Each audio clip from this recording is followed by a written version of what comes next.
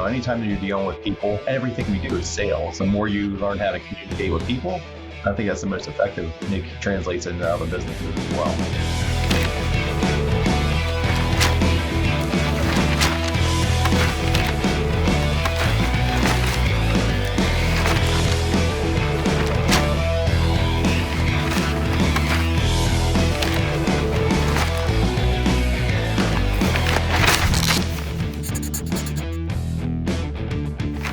Thanks for joining us on Outside the Box, where we talk through actionable strategies that help you generate more repeat, referral, and sphere of influence business.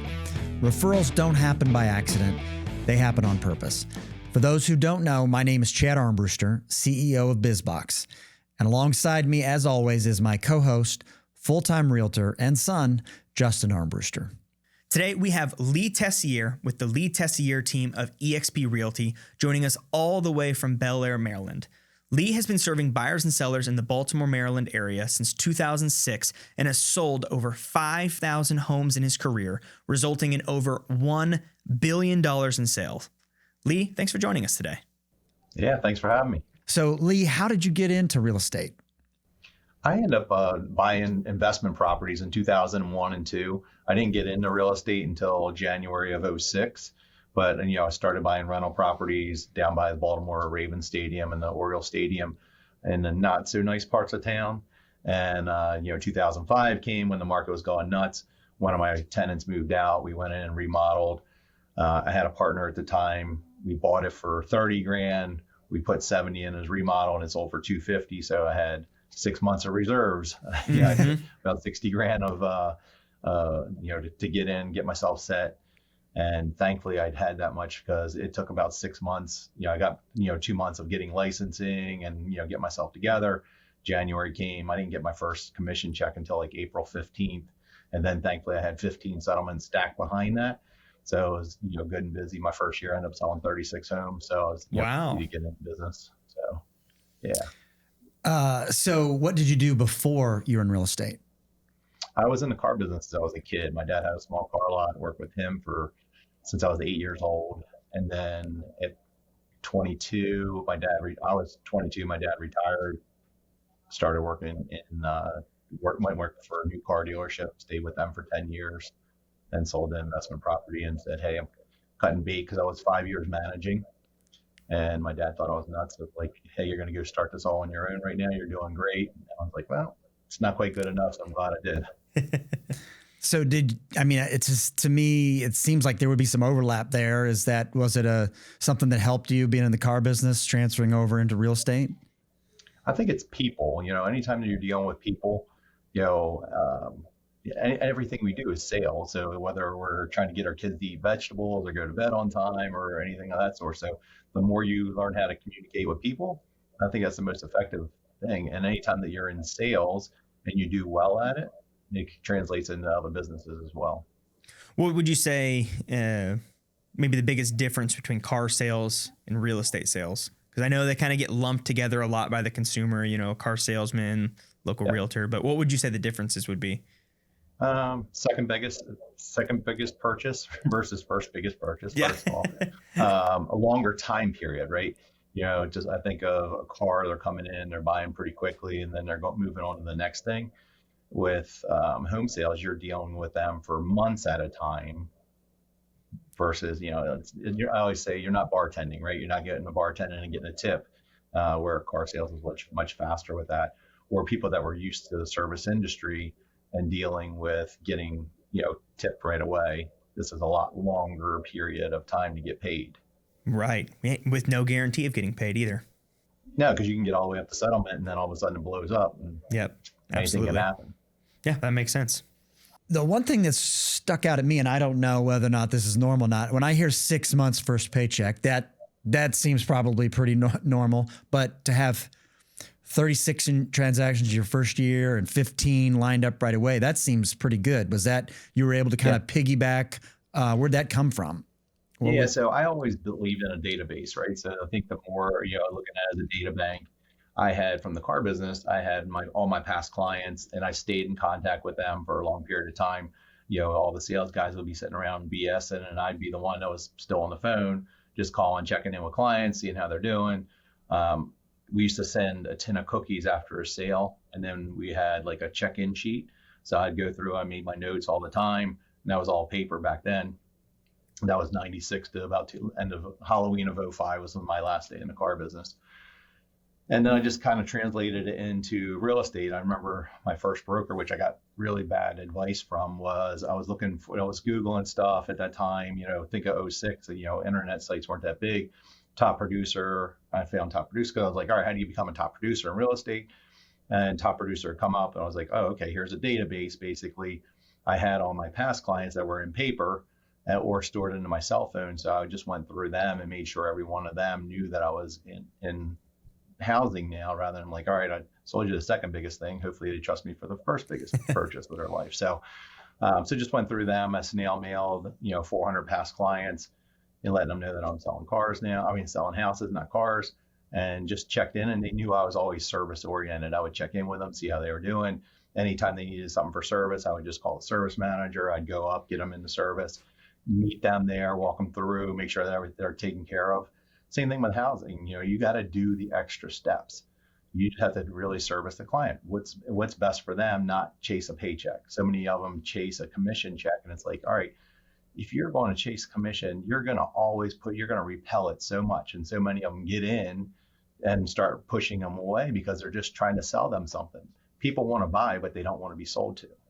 Mm-hmm. So now I think maybe I missed this. What did you say? You got really bad advice. What was that? Oh, buying top. Like I went in and I signed up for top producer as a database, and my broker's like, oh, you don't need that. So it was I'm glad you brought that back up. But he is like, oh, you don't need that. I was like, that was the worst advice I ever got.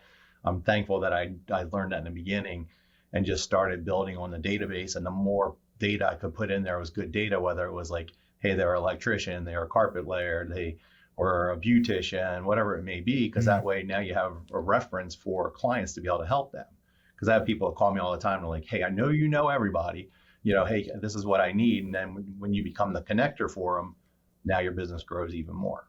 Yeah. Okay. Love that. So what would you say is the one habit or routine that's helped you consistently stay in front of your sphere of influence? The one thing that everybody's afraid of. What's the that? 800-pound phone. Oh, really? They use it for everything else except for making a phone call, because you think of how bad the quality is on a cell phone of making a phone call. It does everything else great, but actually talking to somebody is not great. So I think that, just consistency on staying in front of them. We always, can't say always, but since probably 2015, I got into business coaching. I've had a business coach since 2008. But then I became a coach in 2015, and one of the platform they talked about was building out your top 50. So who is it that is your top 50 clients that you're going to continue to follow up with every month? You're checking in, you're having a phone call, you're texting with them, probably more than once a month. And these could be parents, it could be family members, it could be friends. Who is it that your cheerleader out there that's going to refer you business? And some of them you're talking to every week or sometimes a day. Other ones you're talking to a minimum of once a month. But those are the ones that are cheerleaders for you that are going to send you business. And if you do that and you stay consistent with it, you'll get a ton of deals from there. I mean, there was a study that was shown, one of the business coaches, she got over 86 deals in 1 year out of just working her top 50. But it's consistency, right? It's calling, checking in, it's breaking bread with them, having a drink or coffee or whatever it may be. It's staying in front of them. Client parties. We do a lot of client parties and client events. We want to stay in front of them, and we want to be their agent for life, rather than just selling them one house and move on to somebody else. Client acquisition is so expensive. I love that you mentioned the top 50. I think so many realtors, look at the city or county that they service and think that's my target audience. Everybody who lives here, and it's like, no, if you could, narrow it down to 50, 100 of, if you could be the A+, realtor for these 50 or 100, I mean, you have deals, you have a career right there. Yeah. Versus trying to catch, the whole ocean and you don't come up with anything. No. Yeah. You come out with master of, jack of all trades, master of none. Yep. Rather than really, if you stay in touch with clients, plus you're going to do additional marketing. I mean, we all do it, right? You got to keep it to keep growing, but who are the people that already know you, like you, and trust you that are going to pass you on to friends and family? But you have to do the extra things too. You have to make sure you're giving them a good advice, you're steering them in a great direction, you're connecting them with great vendors all the way through, and doing the little like boxes. I mean, I've been doing boxes with you guys since 2008. I went to a conference I had heard about it. I was like, oh, let me do this. Let me see how it goes. And then I would want to see it. I would want to receive them if I'm a client. And I've had people that come in, buying $500,000 homes. Our average price before was up till 2017 was only about 250,000. Our market's now about 375. But they would come in raving about the boxes on a $500,000 purchase. They're like, oh, thank you so much for these boxes, the double layer, because you go get the Home Depot boxes that are single layer and falling apart, and the bottoms bust out of them and so forth, versus nice, good quality boxes that ship to their door. You just did so much more than any other agent's done for them in the past, or anybody else, period. Yeah. And more than anything, sometimes it's just you thinking about them. It's less about, someone who's buying a $500,000 home. They can go buy boxes. It's not necessarily the financial aspect, but it's just, you thought about them. They weren't thinking about it at the time. So yeah, absolutely. Nobody cares how much you know till they know how much you care. I had heard that years ago, and I was like, that is so true. Yeah, I have heard that one. And I love it. No one, you mentioned you guys do some client appreciation parties or events. Walk us through maybe what are some of the events that you guys do? So we'll do, like when COVID hit, we were like, all right, let's do stuff that's outside. So breweries were getting bigger and bigger. So we did a lot of outside brewery events. We would invite, if, we had 15 to 20 agents on a team. Right now we're about 12. But, if everybody invited 10, all of a sudden you got a 200 to 300 person party. So we were doing them. But we were going back to our top 50 and saying, hey, invite your top 10, see who can come, and try to get 5 to 10 sets of people, and then go down and work our way through our top 50. So we would do probably 4 of them a year. We used to do movie parties all the time until they changed the style. Now you can only get about 200 people in a movie theater versus, you get 400 people plus. Before we used to get like 450 people in a theater, which was much better to get as many people as you can. Our Thanksgiving pie event is our biggest event of the year. We do that now at our country club because, again, size. We have about 700 people a year that come to that. So have a Thanksgiving pie for them that they take home for Thanksgiving dessert. But we do open bar and late food, and it's just, we want them to come and have a good time. I mean, this is like a freaking wedding, but the cost of it, and we have our vendors help with cost, thankfully, but it's still a really expensive event, but they remember it. I've had clients that stop and like, thank you so much for doing this, especially as people are getting older and they have less people in their life. Like, they enjoy coming to these events. Some of them have moved away and have come back just to come to our event. It's just staying top of mind. I think when you're doing something different, and I'll never forget Gary Keller saying, I was in his top 100 masterminds, and he said, build a club around your database. Well, if you don't have a database, you can't build a club, first of all. So it's like all the more important to have a database, and then build a club around them that people are like, how do I get to come to these events? Because we want them to come. We want them to have a great time. And we want to provide extra value for them that they want to be around us. And I think if you're good people, number one, so it comes back to our morals and values. Like, we have our core values up on our wall as soon as you come in. And number one, North Star, is integrity. So do what you say. And a separate one is do what you say, because it's so important that people don't actually do what they're saying they're going to do. Well, how do you build trust if you don't do that? Love it. Love it. Your movie theater event that you do, you used to just rent out the whole theater and invite clients for, a new premiere of a movie or something. And and we would have breakfast, donuts, popcorn, stuff like that. And we would do movie trivia. This past year, we did it out in our courtyard with the big inflatable screen. Of course, it was a windy day, but thankfully we got everything tied down, and we had a 25-foot screen out there. It was really cool. And we just did Casper right before Halloween. And that was a good time too. And I think we had around 80 people at the event, but it was just something different. So yeah. And again, then your pie giveaway, what does that look like? You just invite clients to come pick up a pie and, open bar type thing, or is it a community event? We actually have it so they can either drive through, because of the area that we have it set up in. They have a U-shaped parking lot too. So we'll have the pies, some of them out there, because some people only, they don't have the time. So they'll just stop by and pick it up. but I would say that's the minority. Majority of them come in, it's open bar, it's late food, it's a huge party. And on my Facebook or my team page, Lee Tessier team, if you went there, you'll see some videos from it and so forth. But it's an event that you want to go to. I have clients that drive 2 hours to come back to it. Yeah. So, Oh, that's awesome. Maybe I should buy a house in Maryland and I'll show up to it. So, what are some common mistakes that you see realtors make when they're trying to grow their real estate business? they just start spending. They start spending money because they take, how many times does your phone ring with spam or somebody trying to sell you something? But is there enough value behind it? And a lot of time they're not vetting it and find out, is it worth going and spending this money to get a return on it? And also spending when they don't have the revenue coming in. So they're pre-spending it. So I think that's a big one. And then not hiring an assistant soon enough, or joining a team that is a team that has support, that has training, that has resources that's going to help you move forward. It was a fault that I made early on in my career, and I quickly had to change my mindset. But in real estate, in a career in real estate, it's so easy to justify any sort of marketing expense. I just need to sell one house through this, and it's worth it. And I remember telling myself that, every single little marketing thing I would do, just need to sell one house, just need to do, half a house, justifies this. And quickly, I don't know what it was. Maybe it was Chad told me, yeah, that's not how necessarily that works. Are you actually going to get a house from this, or is there better use for this money that could get you 10 houses over the course of 3 years? So that's funny you say that. I strongly agree. Their tracking was usually their bank account.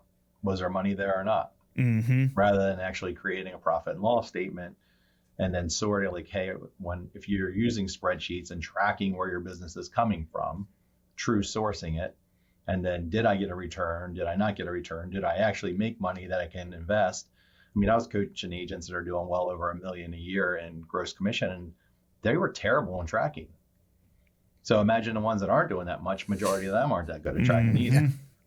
So I think that knowing where your business is coming from. So I think that's where it really comes back to having a good assistant in the beginning that's going to grow with you. And then at some point you either hire somebody else as the director of operations or office manager, some of those lines. And the more you surround yourself with the right people, that's what helps you grow.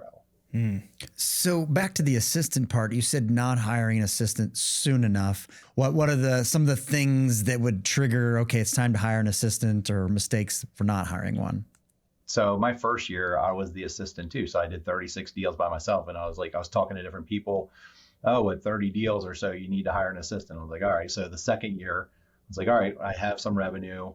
And I was spending on some marketing. So I would say it was some, but it wasn't effective marketing because it was like newspaper and magazines back then. But adding my mother-in-law was my first assistant. I ended up going to 46 deals my second year. And then she ended up having to stop working because of health reasons. So somebody else was referred to me, she was with me for 13 years. We did 64 deals the following year. Then I added a virtual assistant, got to 79 with just the 2 assistants. And then I started growing a team.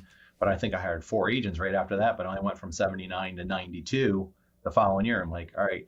So that became other things as you grow and you end up paying too high a splits, or you're getting them leads and then they're not converting the leads like you would convert them. So time and then just experience and knowing how to talk to people. So that's why I think of sales. If somebody's really good at sales, meaning you're not truly selling them something, but you're getting sales conversion.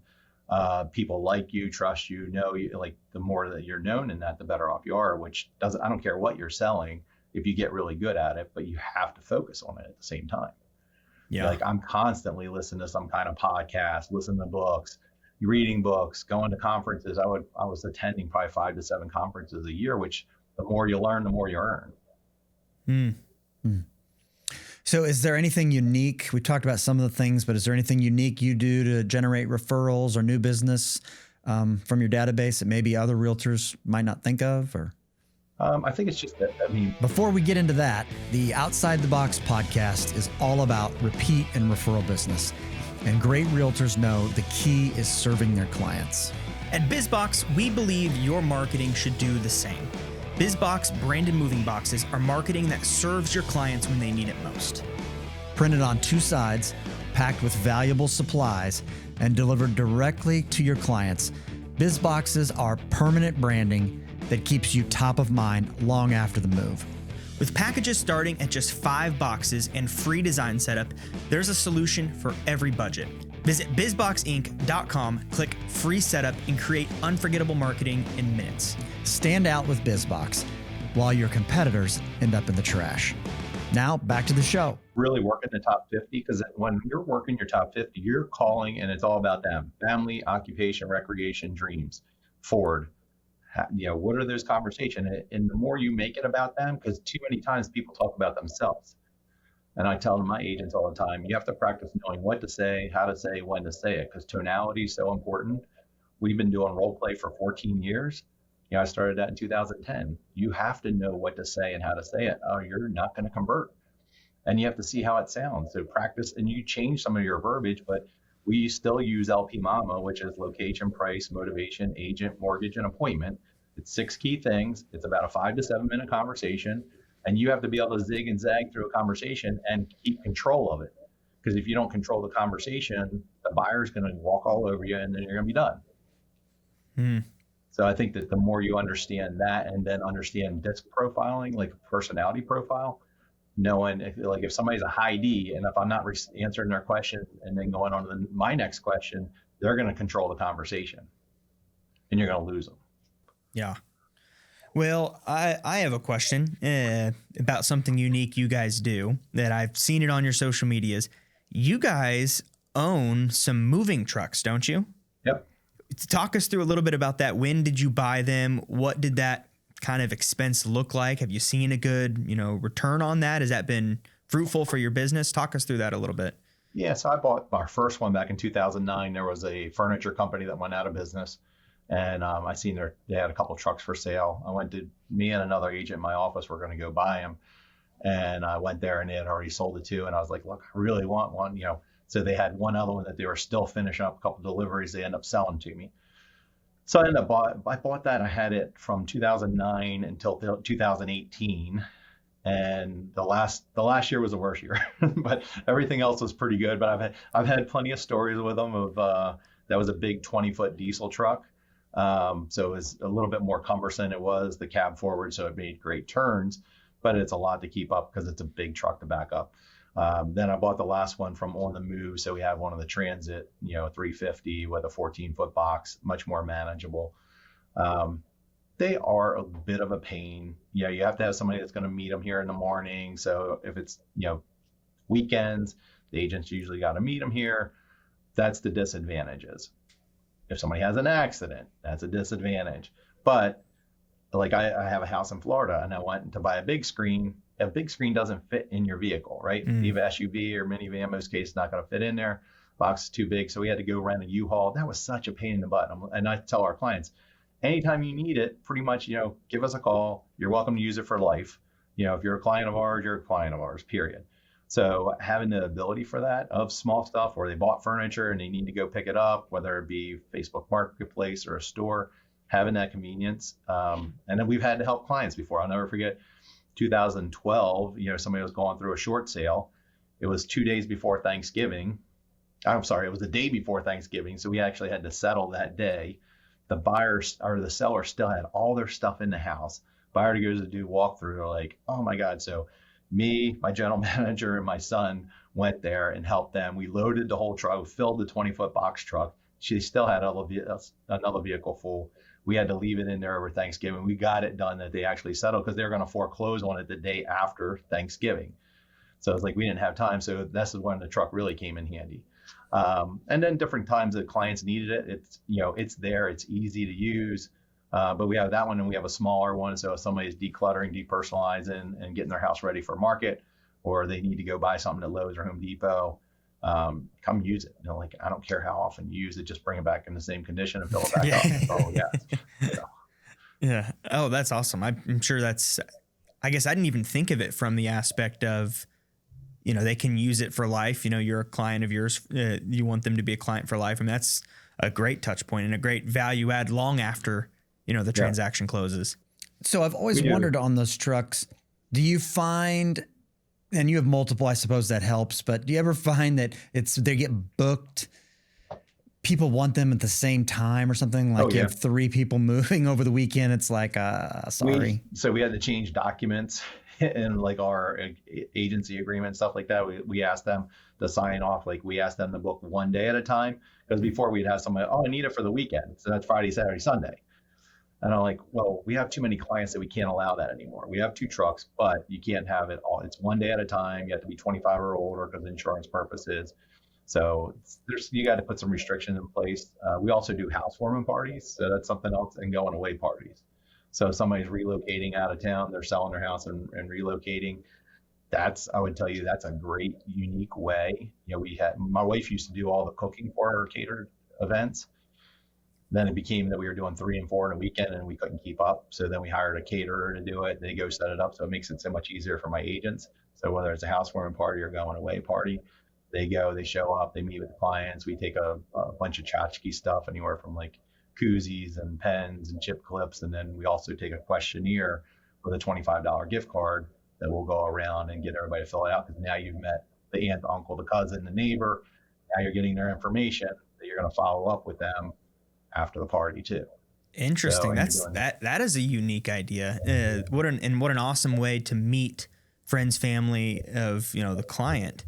I picked up some of my best clients from doing a going away party. Yeah. They didn't even come to the party. They just heard about it. Yeah. If you don't mind me asking, that's probably not something you do for every transaction. We offer it to everybody. You offer it to everybody. Okay.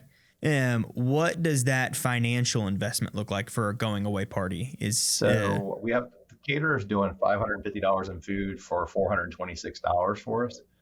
And they take it, they set it up. I think they're only doing Sunday. So it's Saturday. They'll do any day during the week, but Sundays they cut it off. They had to be done by noon. So if they're delivering for later in the day, it's got to be delivered. They've got it. The buyer or whoever it is, the client's got to keep the food hot themselves and so forth. But they'll bring in the chafing dishes and so forth. So, but it's a great setup. And then my agent just has to show up. Where before, me and my wife were going to the store, buying everything, getting it, taking it, go setting it up. I didn't do any alcohol because I didn't want the responsibility for that. Right. We do it at our parties, but I don't do it at a housewarming party. Sure. Gotcha. So well, that seems like a great way. That seems like a great way to, 1, look awesome as the realtor, but 2, meet, friends and family who are within that sphere already. It's not like it's a cold audience who you're trying to get to, as a client, as the Tessier team. It's like, well, these people are low hanging fruit that if, you work it right, would be easy for them to use you for the next transaction. Oh yeah. I think of one that my wife actually made a cake for the woman too, because she works at the local jewelry store. And we've gotten to know her over the years, and I've sold 3 houses for them. Well, they were buying new construction in a neighborhood. So they had a bunch of the new neighbors come because they were in the house for about 3 or 4 months now, and they did the party. And we did learn to put a 1-year cutoff, because we had some people calling like 2 or 3 years later, and they wanted to do it as a kid's birthday party, this and that. So we made it a 1 year, anytime in the first year from the 12 months from the time they purchased. But we went to that housewarming party. My wife had made a cake for her and stuff like that as well. And we would go in, and I was talking to a couple of the neighbors that came, and they're like, the only thing I remember is my agent got a commission check and I never heard from him again. And I'm like, and that you have to think about that. I remember purchasing a mattress. Here you're spending $4,000 or $5,000 for a mattress. I never even got one follow-up thank you call. But how many times do agents do the same thing? They sell them a house, but never contact them again, or maybe once, and that's it. So I think, that's where the consistency comes in of long-term nurture of checking in, because it's never really a past client. You want to keep them a client for life. And am I correct in saying the housewarming parties you guys we're talking about is for people who are relocating out or leaving? That's a going away, or somebody that just purchased the house. And now when, they're in the house a month later, 2 months later, 6 months later, anytime in that first year, we'll do catered food for them. Our agent goes to the party. That way they're meeting so many additional people. Plus the people want to have them because they maybe made some changes or they made the house theirs and they want them to see it. Oh, so this is any house that you sell? Yeah. Really? It's a great idea. I mean, what a great way to meet people. I mean, shaking hands and how many people you can introduce yourself to and, ask those forward questions to is the lifeline in your business. And that's for $500 for food and, just some administrative organization. What an awesome chance to look great to your past client, but also. And if they're starting it small, they're doing it themselves. I mean, at that, and if they get the list, I used to get their invite list, and we used to personally send out invites to all of them for them too. And then it just became like, I can't do that anymore. It just became too big. But that's a whole nother way. Now you got all their contact information too. But if we do it with a questionnaire, and I was like, all right, who's going to want to, fill out this for a $25 gift card? Well, people want to win. They don't care what the heck you're giving away for the most part. Yeah. So usually it's the husband or wife goes around. My wife's more outgoing than I am because I'm fairly reserved as a person. So she would go around with them. Oh, do you want to fill this out? And then all of a sudden we'd put them in a basket and do a drawing. And then, now I have 10 to 25 people to follow back up with that I met at the party, and certain ones you had really good conversations with. Some of them need help. I mean, one of the questions is, do they want to buy an investment property? Do they need any help with refinancing, or do they know anybody that could use our services for real estate? That's great. I'm still stuck on this housewarming party. And so when you send out the invitations, are they, or what did you, are they branded? Is it like from you? Is that, I guess I'm saying? We would just, the only thing that was from us would be like the return address label. And then we would put like food provided by, Lee Tessier team, stuff like that. Yeah. So, but still super sweet. But the clients all tell us like, hey, when we do one, they're talking with their friends, and then they introduce you and they're like, oh yeah. And they supplied all the food for us. And they're like, who are you again? Like, I'm just a realtor. And even the going away party, if I'm understanding it right, you're having a going away party, and now you have all of their local contacts that you've made an impression on. So you've not, they're moving away. Yeah, you may not have anything from them again, but man. Yeah. I had ones that were moving. So it was a $400,000 home. This is probably 10 years ago, maybe 4.25. And I met a bunch of their neighbors. So it was 2 weeks before settlement. So they have boxes everywhere. It's a seller of the home. So my wife was sick. So she had made the food, but she wasn't feeling good. So she didn't come. So it was just me. End up, going. I have a couple of drinks with people, associate, talk. Well, I get a phone call. That was on a Saturday. I get a phone call on a Monday and said, hey, this is Eric, blah, blah. You don't know who I am, but I'm one of the neighbors. I heard about the going away party that you did for so-and-so. And we want to buy a house, it was a $500,000 price point, and they want to sell a house in the neighborhood. And they said, I thought that was really outside the box. He was in sales. He's in medical sales. He's like, that was really good. So I went over, and then we negotiated commission for a good hour that me and him bantered back and forth. Because he's like, look, we got to the point, he said, I'll look at 3 houses. I'll buy one of the 3, or we'll adjust the commission back up. All right. So he ended up, selling and buying with me. But that came from doing a going away party. And then I sold his mom's house. I sold his sister a house. They sold that house with me recently. I got a referral for where they are relocating out. And I know he's referred me probably 7 to 10 other people. Oh, really? That's crazy. That was just from that one event. Yeah. Oh, that's awesome. Yeah. Oh, I love that. So if you had to start over today, what would be your top priority for building a strong network for repeat and referral business? Feed your database. Create a database and feed it every day. So make sure that you're getting new people in there. You're having conversations, whether they joined. You can join a lot of different events and not make any headway. Like we're part of the Chamber of Commerce. I can't say I make a best use of it now. I still stay part of it, but I used to I'd go and connect with different business people. But I think whoever your sphere is, everybody has a different sphere. If you lean into that first, make sure they all know what you do. Make sure you do it really well. Like, don't get into real estate and be like, oh, I know everything. Like, if you don't have a mentor that's going to help you some, or join a team. Joining a team is easy. I'm not going there, but I'm just saying, like, joining a team makes it a lot easier because now they have the support of a team, that especially if they're brand new. But me, I would say go to the people I already know, learn the business really well, and then just go at it. If they can afford to, buying an investment property Because anytime that you're investing your own money, you learn a whole hell of a lot more when you're willing to risk your own money and you pay attention to what the market's doing. So I'd say, if you're in real estate, you should own it. Yep. And as much as you can. Yeah. Yeah, that's good. So what do you think's the key to turning a one-time client into a lifelong referral source? So what I recommend for all our buyer agents on my team, after they buy a home, because it's easier, I would say in the business, it's easier to work with buyers, especially when you're brand new. I think I did a lot more buyer sides. Getting listings is harder. They usually want somebody seasoned, different skill set. So I think it's, we check in a couple of days after they settle, just check and see how they're doing, because they usually run in. If there's any issues, it's within those first couple of days, rather than be like, oh, I don't really want to hear about it. No, you do, because the more you can help the solution be a solution to the problem, the better off you're going to be. Then check in roughly a week later, a month later, and then once a quarter after that, just seeing how they're doing. Because most people do not do that. And then when you create repetition of it and you keep growing your business, now you have you have more people to talk to, because the goal would be to build that top 50. The more of those 50 people that you have that are your cheerleaders out there, the better you're going to do.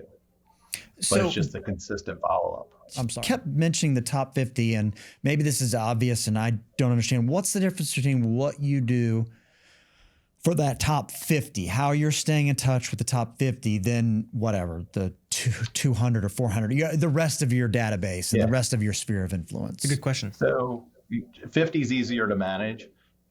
I have 50, each one of my agents has 50, but say I have about 50, I have a little over 5,000 past clients now.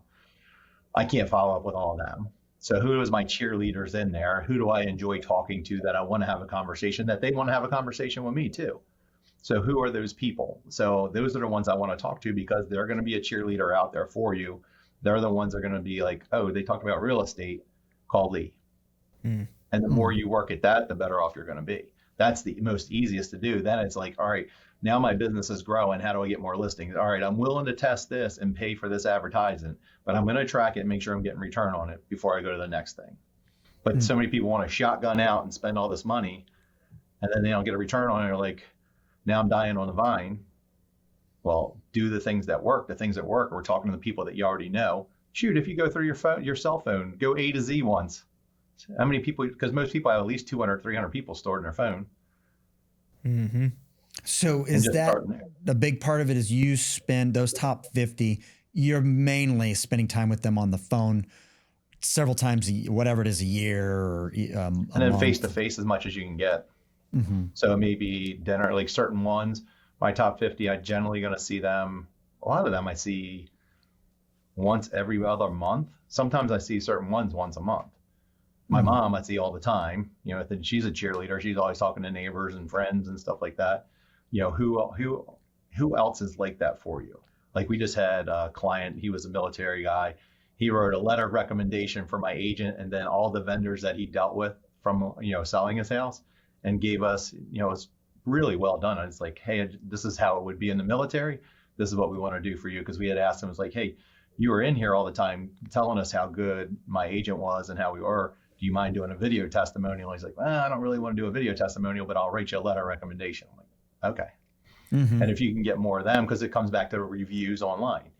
Anytime you buy something, you probably look at how many reviews are on there before you buy it. If you're buying your biggest purchase, we have I think we're over 900 on Zillow and we have over 700 on Google. We want to make sure that they know, hey, this is what we abide by. This is what you can expect for service. And if you're not getting that, please let me know. I heard somebody say, heck, it might have been you, that your best client isn't necessarily someone who buys the most property from you, but the person who refers you the most business. I'll never forget, I didn't get a listing. And the client said to me, she's like, I wish I would have just signed with you that day, but I was waiting and I had one more to interview. I ended up signing with them because they were there, but she ended up referring me to other clients and they were way more expensive properties. So it ended up working out and she ended up moving out of town. But I was like, here, if you're providing great level of service, sometimes you don't get it at that time, but you'll end up getting rewards later. But you have to go in with giving, and not expecting anything as a result. Most cases, if you're not getting anything as a result, you're either screwing up or you're not giving the right way. So Yeah, and I think not the hardest part, but when it comes to providing a high level of service is you never know who those best referral sources are going to be. Correct.